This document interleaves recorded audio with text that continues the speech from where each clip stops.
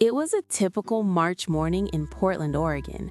Rain hammered against the windows, traffic was at a standstill, and everyone wore that particular Pacific Northwest scowl, the one that says, "I haven't seen the sun in 47 days." In the corner of a small coffee shop sat Margaret Maggie O'Brien, 72 years old, sipping her third Americano of the morning.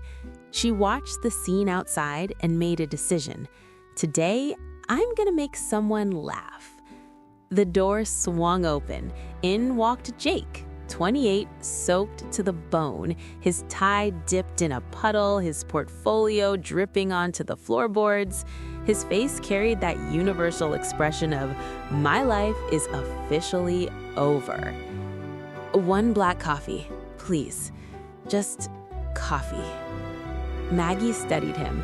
Then she reached into her canvas tote bag and pulled out something unexpected, a handmade rabbit puppet, pink felt, button eyes, floppy ears, clearly decades old and deeply loved.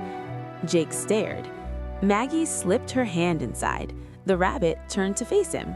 "Oh, cheer up, young man. I've been laughing at rain since 1978.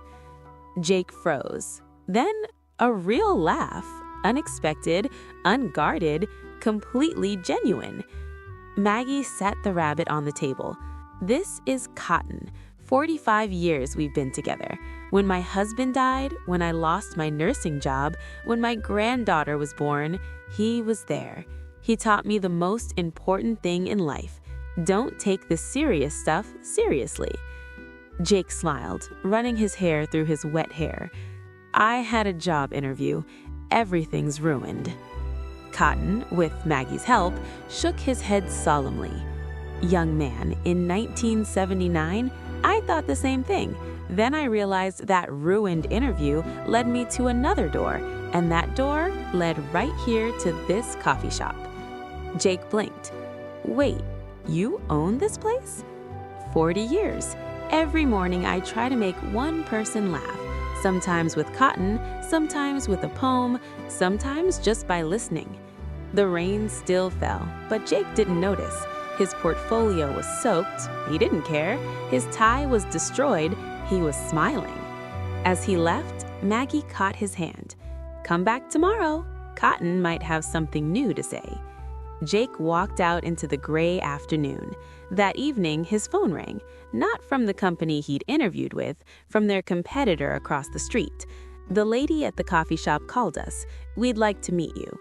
He got the job, but more importantly, he started stopping by every morning, sometimes for coffee, sometimes just to sit.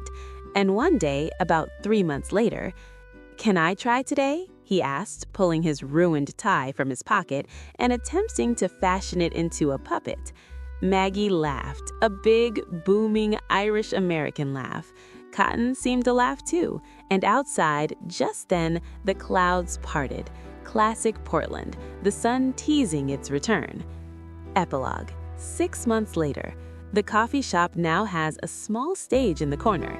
Every Saturday morning, Jake performs with a new puppet he's named Tie-Dye, made from that original ruined necktie. The line stretches around the block. Maggie still sits in her corner, Americano in hand, watching the next generation learn what she discovered decades ago. You can't control the rain, but you can always control whether you bring an umbrella or a pink felt rabbit. Now, who's someone you could make smile today? Maybe you've got a little cotton inside you too.